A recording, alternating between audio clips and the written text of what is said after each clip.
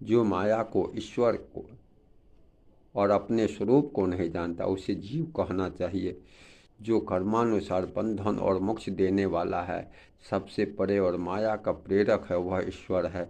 धर्म के आचरण से वैराग्य और योग से ज्ञान होता है तथा ज्ञान मोक्ष का देने वाला है, ऐसा वेदों ने वर्णन किया है। हे भाई, जिससे मैं शीघ्र ही प्रसन्न होता हूँ वह मेरी भक्ति है, जो भक्तों को सुख देने वाली है।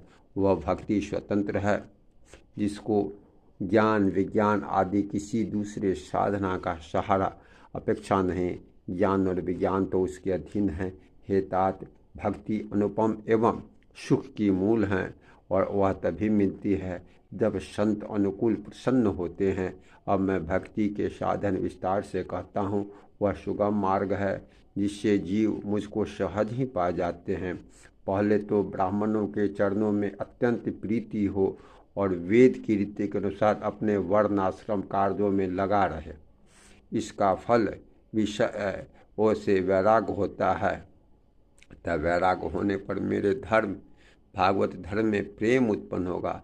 तब श्रवण आदि 9 प्रकार की भक्तियाँ दृढ़ होगी और मन में मेरी लीला के प्रति अत्यंत प्रेम होगा। जिनका संतों के चरण कमलों में अत्यंत प्रेम हो, मन वचन और कर्म से भजन का दृढ़ नियम हो और मुझको ही गुरु पिता माता भाई पति देवता सब कुछ जाने और सेवा दृढ़ हो। मेरा गुण गाते समय जिसका शरीर पुलकित हो जाए, वाणी गदगद हो जाए और आँखों में प्रेम आंसुओं का जल बहने लगे और काम मद और दंभ आदि जिसमें न हो, हे भाई, मैं सदा उसके वश में रहता हूँ। जिनको कर्म वचन और मन से मेरी ही गति है, जो निष्काम भाव से मेरा भजन करते हैं, उनके हृदय कमल में मैं सदा विश्राम करता हूँ। इस भक्ति योग को सुनकर लक्ष्मण जी ने अत्यंत सुख पाया और उन्होंने प्रभु श्री रामचंद्र जी के चरणों में सिर नवाया।